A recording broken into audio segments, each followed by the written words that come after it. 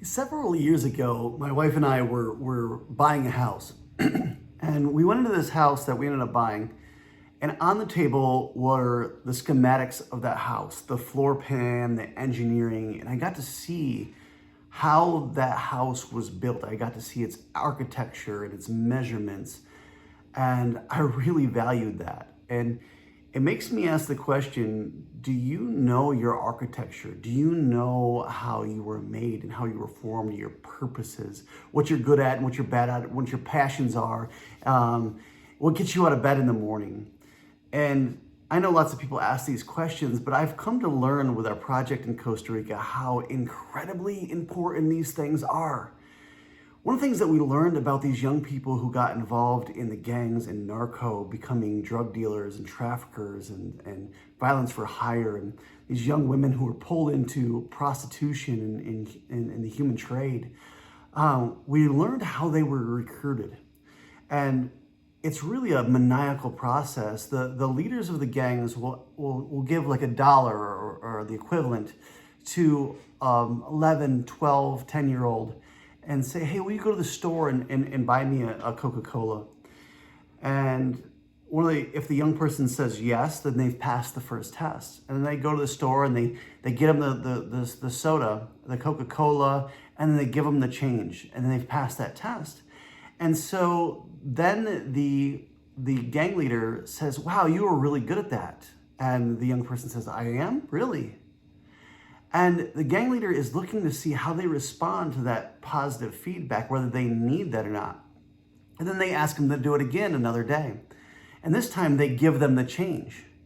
And they're seeing, are they motivated by that? The reward, how does the reward of both the praise and the finances, how does that impact that young person? And then they begin to tell the young person about themselves. Oh, you're so smart, or you're beautiful, or you're really good at that, or you're a good friend, you're loyal. Oh, I bet you're tough. Wow, you're fast, you're tough. And they begin to give that young person definition.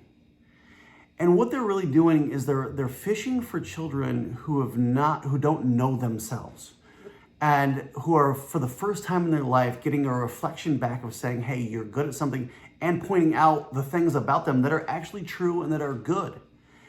And that is the beginning of the trap. Eventually they begin to, their favors become greater, and then they trap them in guilt and in shame and in secrets. And they trap them by a sense of loyalty, that they owe this person their loyalty because of their friendship and mentorship. And then they're deeply involved.